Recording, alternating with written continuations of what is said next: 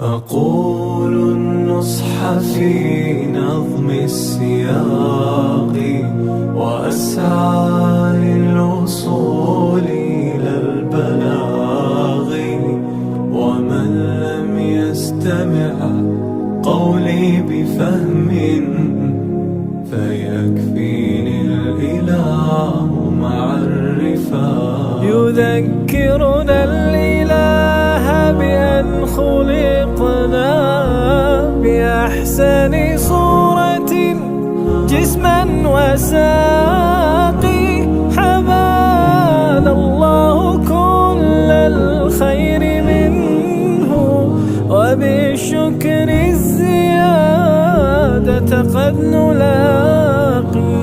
فألزمنا جميعا بالصلاة، ولم يأمر بشيء لا يطاق. فإن ثوابها حتما إلينا، نقوم بحقها قبل الفراق.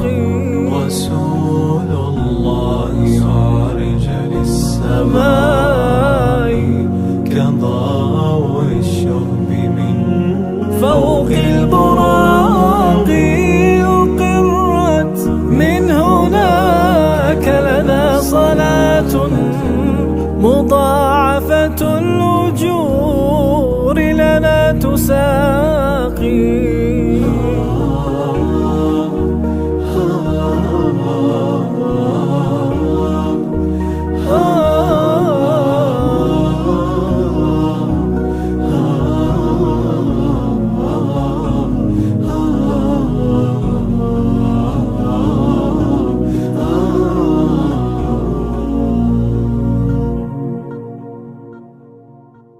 فهل نترك صلاة الله عمدا؟ وهل نرضى بتصنيف النفاق؟ فحمدا للإله وكل شكر على إسلامنا شد الوثاق. دعوت الله لي ولكم بخير، بجنة خلده حسن التلاقي.